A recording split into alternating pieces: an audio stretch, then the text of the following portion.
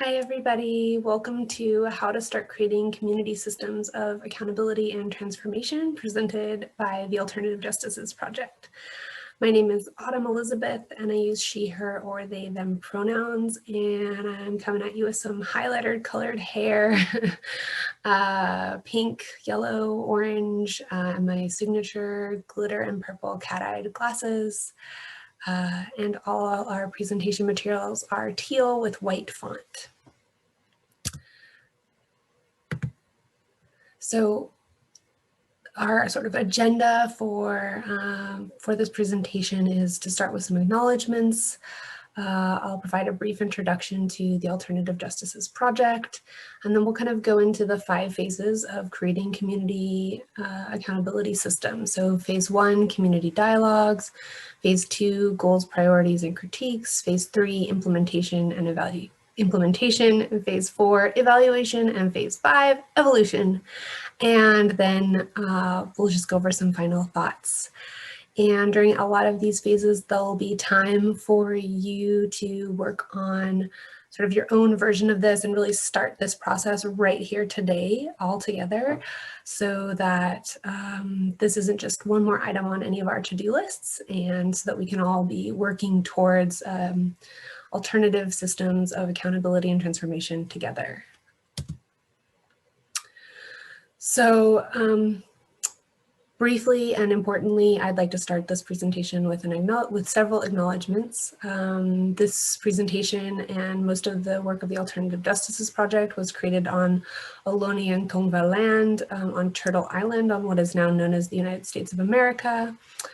We've made payments to the Sugariatea Land Trust, and we encourage others to find information about the traditional stewards of the land and water that y'all occupy and how you might help support the efforts of those stewards.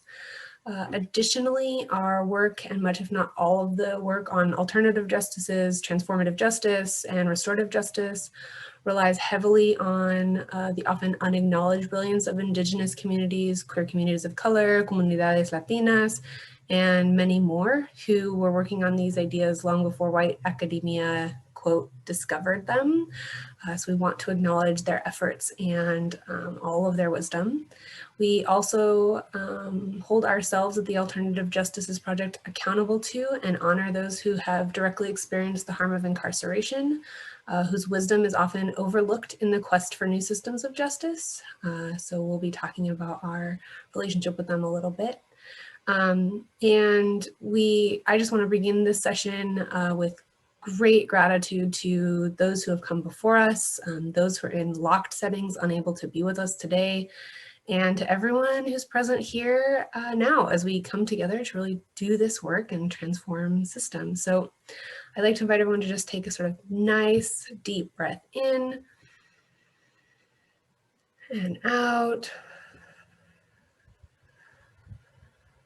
If you're able, and I would really invite everyone who's watching this and with us today to just do whatever it is you need to do to feel comfortable and take this information in however that feels best for you. So the Alternative Justices Project started from a bunch of community conversations in the Bay Area in 2015, and we work to find, explore, and learn about alternative modes of harm prevention and harm response. We chose to specifically focus our efforts and our implementation specifically on sexual and partner and gender violence. Our community include individuals from all sides of the cycle of harm, so formerly incarcerated people, those affected by incarceration, those who are currently incarcerated, as well as violence survivors, theorists, academics, all sorts.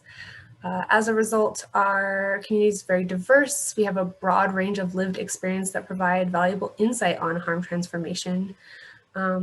And finally, we exist as a decentralized collective, and we try to address harms in our community, specifically by expanding consent cultures, abolishing prisons, and experimenting with alternative systems, and freely sharing what we know. So that's part of what we're doing here today. And We are always trying to share as much information about what we do as possible with as many people as possible, because that's part of how we believe we all come together to create better alternatives. I myself have been involved in the Alternative Justices Project since 2015. I come to this project as a victim survivor of a number of types of sexual and partner violence, and also as someone who perpetrates harm, which is to say that I'm basically human, like all of us here today. So I sit on a lot of sides. And I am also, in addition to being a core team member of the Alternative Justice Project, I'm also one of our current stewards who help guide people through various aspects of our processes and, harm responses when things have happened in our communities.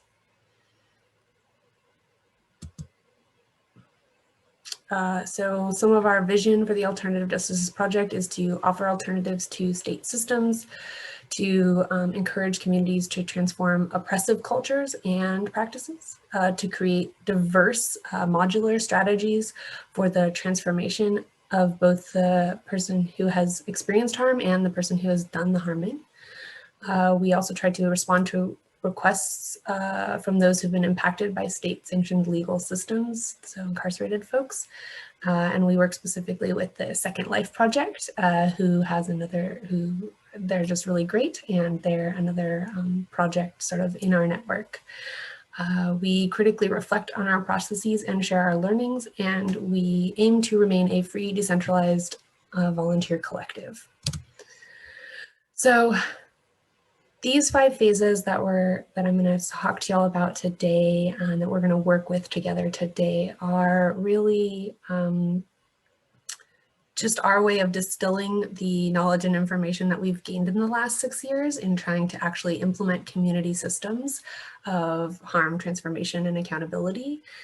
And they are just jumping off points. There are effort, we get a lot of questions at the Alternative Justice Project saying, how do we do what you're doing? How do I make that in our community? Can our community use your project? And we often try to say, each community is so distinct and different, and communities are experts on themselves.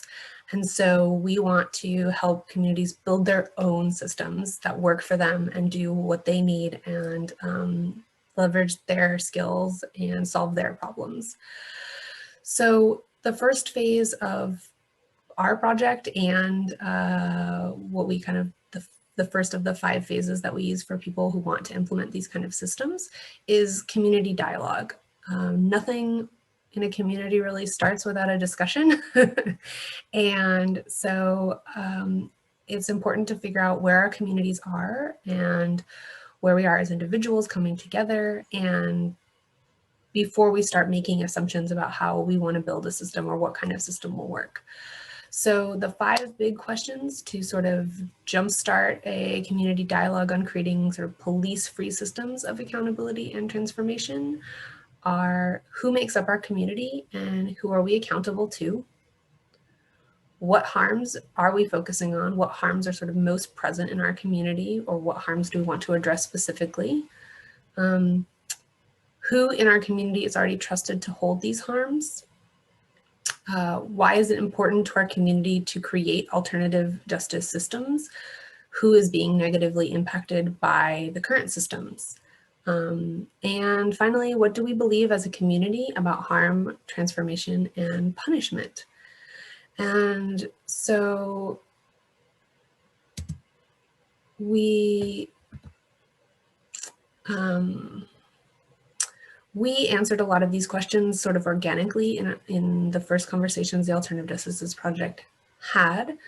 And so these are just jumping off points. These are just starting points, and you could have a ton of different questions. So I want to invite everyone to take a few moments and think about your personal answers to these questions. What questions are missing for your community that might foster a better dialogue in your own community around these topics? And write them down, like right now, write them down, and or voice record them, or whatever method you have, so that at the end of this, our goal is that you leave here with something that feels tangible, so that starting your own project like this, starting your own systems doesn't feel so daunting. So now that we've sort of thought about some of those places where we might start our community dialogues, and envisioning that after you've had your community dialogues in your communities, we move to phase 2, which is goals, priorities, and critiques. And this phase really is a distillation, a simplification, a sort of streamlining of what came out of those community dialogues in phase 1. So first we talk about goals. What are the goals that you have for your project? What matters to the community, and how do we make that an achievable goal? How do we make that a seemingly unachievable goal? How do we make that an impossible goal? What are we trying to do here as a community? What are you trying to do in your communities with this idea, with this project, with these accountability and transformation systems? So then we move to priorities, which is how will your community prioritize the goals you've come up with? Which ones matter the most? Which ones have the most passion behind them? Which goals have an effect on other goals? Which goals might create a kind of domino effect with one another? Do some of the goals conflict with one another? Do they seem sort of at odds with one another? And how might you live with that ambiguity? How might you live with that conflict? How might you even design for it in your systems and in your projects? And then lastly, sort of critiques, which are about what things does your community critique together? And we found this to be a little easier than identifying sort of affirmative values in our communities, because we're a decentralized feminist collective. We host a range of opinions, solutions, viewpoints, experiences, and we want to honor all of those. But we can all pretty much agree on the parts of the current system that we do not like, and that we want to work against, and that we want to dismantle, and that we want to create alternatives for. And so that helped us feel aligned while still giving us a lot of individual autonomy, freedom, and really honoring our different experiences and viewpoints. So questions like, what aspects of current systems does your community disagree with? What do you all stand or show up for against? What common narratives or systems are harming your community at this time that help you all want to create different systems? So some examples here from our own work. After our conversations, after many community conversations, the goals we kind of came up with as a community were to empower actors to take responsibility for the harms that they felt they've committed, to take the burden off victim survivors, and to uphold the accountable space policy of our communities. And we prioritized these goals in this order. They didn't come out of our conversations in this order, but this is the order we decided to prioritize them in, because empowering actors takes the burden off victim survivors and upholds our accountable space policy. And so that way, the first goal really affects the later goals, and they can help each other. And we use the word accountable space policy instead of a safe space policy, because we as a community aren't 100% sure that any space is safe for everyone, and different spaces feel different for lots of people. So we're more concerned with making sure all of us in our spaces are accountable to each other than we are with creating a safe space. So that's sort of why we use that language of accountable space policies.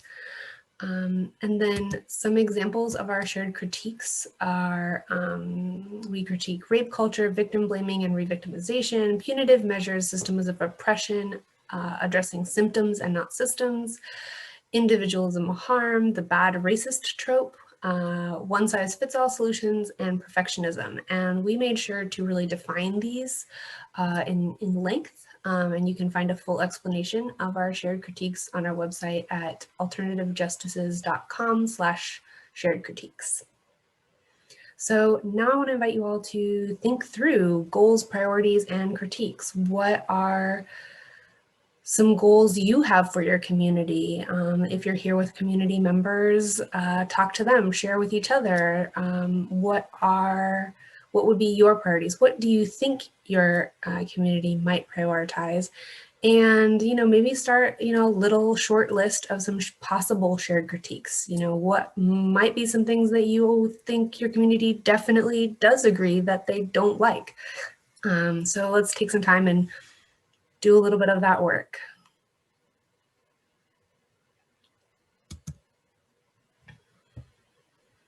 So now that, we've done phase 1 of a community dialogue and phase 2 of thinking through our goals and our priorities and our shared critiques as communities, that really helps guide us in so that we can now figure out how we want to implement, how we want to do our community systems of accountability and transformation.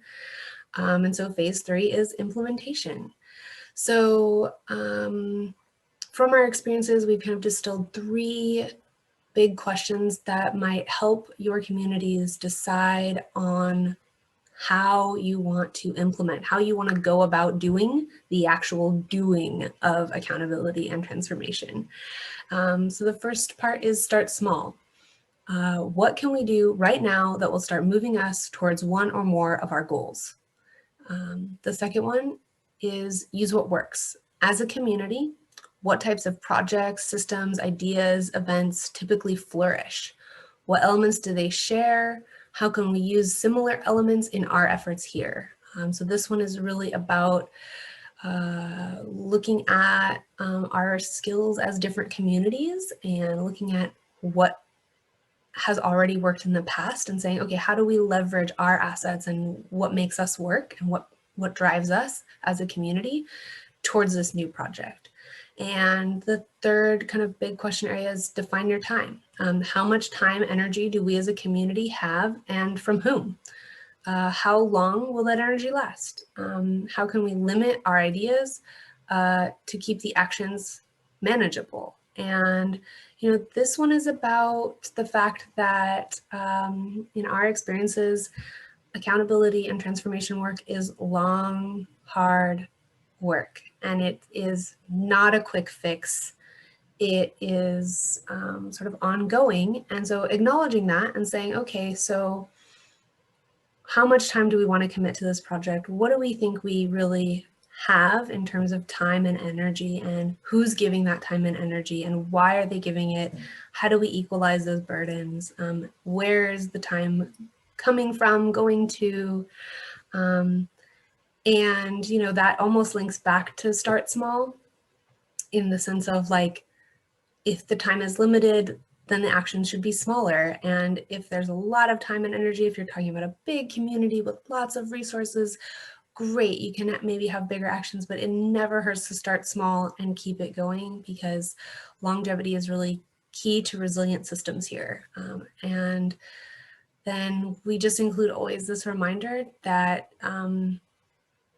not to worry about failing.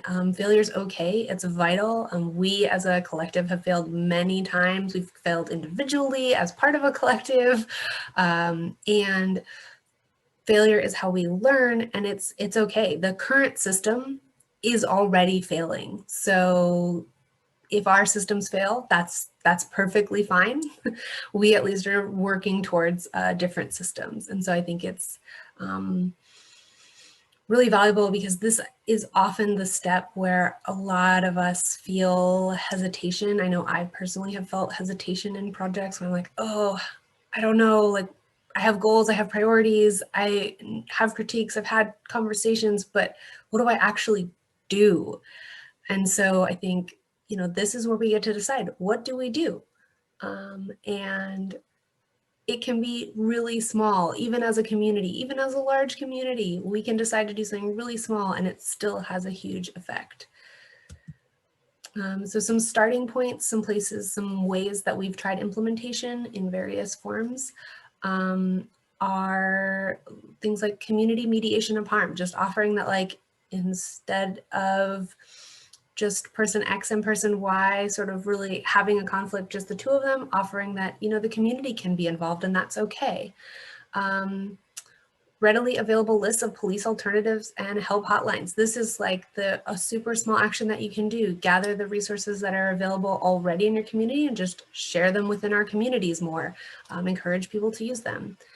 Offering support for victim survivors in your community. This could look a ton of different ways. This could be monetary, this could be funds for therapy, this could be all kinds of other support, in-person support, over Zoom support. Any kind of support is fine, what fits your community. And then one thing that we also do is we create support for those who support victim survivors. Often this is a task that is sort of falls specifically to some specific people in your community. You can probably identify them. They're the ones who are already hearing about harms in your community. And how can you support them? We also have worked with transformation support groups. We offer these for people who are survivors of harm. We offer those for people who have harmed people, which is to say all of us in both groups. But these are really vital things. Monthly conversations about consent, harm, and transformation. Maybe those community dialogues are really working for your community, really bringing up some stuff, and that's what you want to focus on. So you keep having monthly conversations about this stuff. Maybe you try a community hotline or a community email account to talk about harms. Maybe you also offer a confidential support groups to share when we've done harm, allowing us all to kind of come together and say, you know, I did this harm and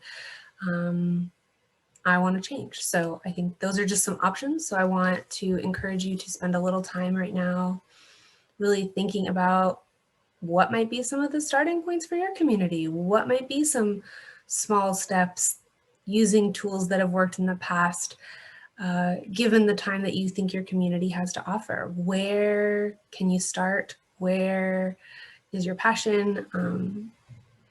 And like I said, this is a small list. Your community is the expert on your community, so you know what ways you can best support people in your community.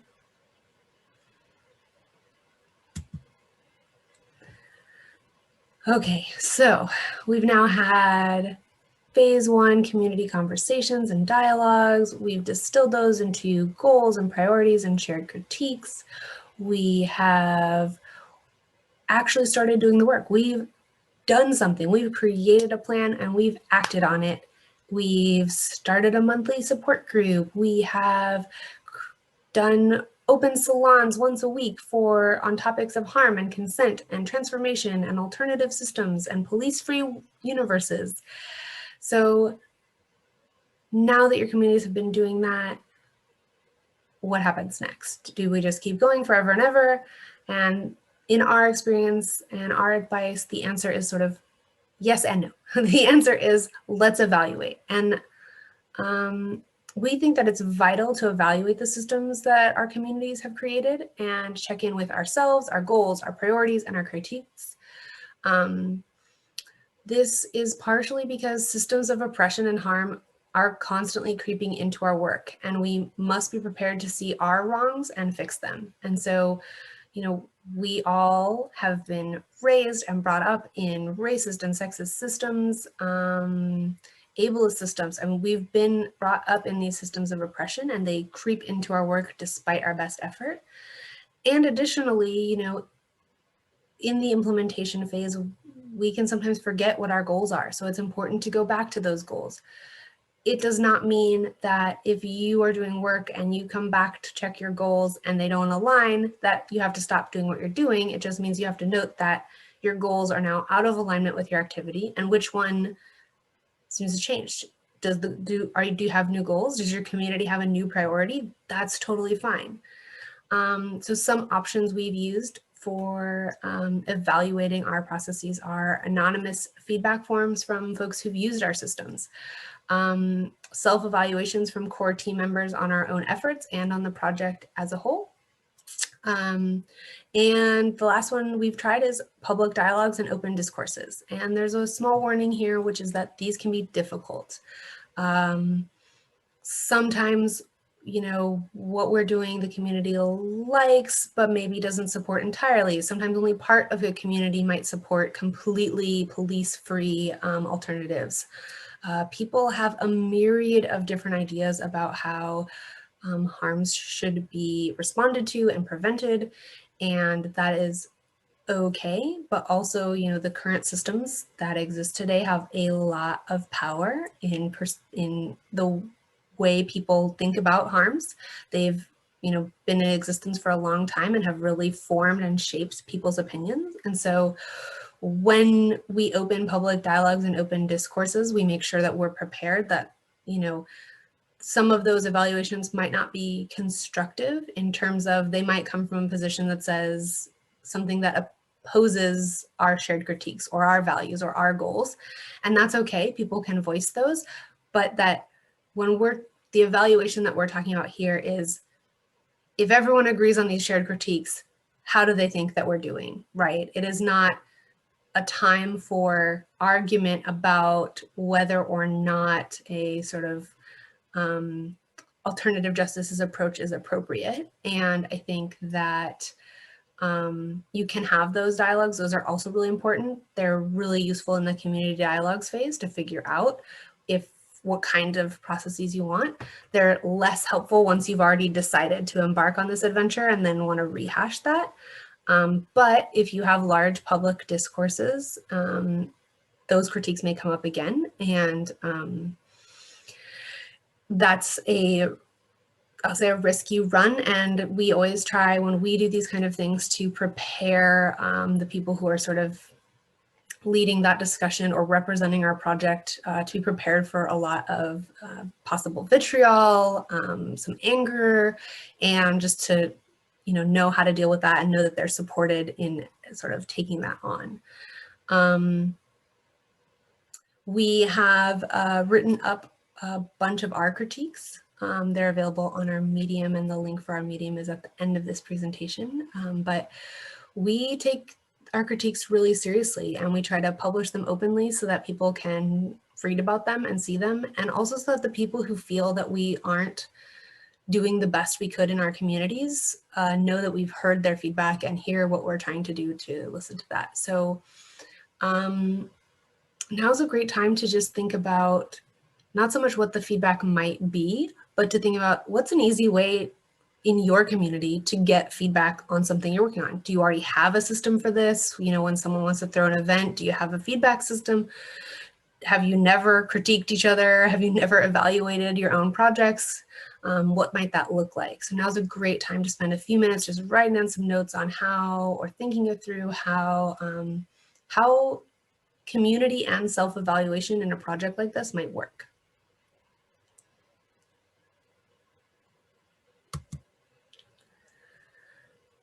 So we've done a ton of stuff.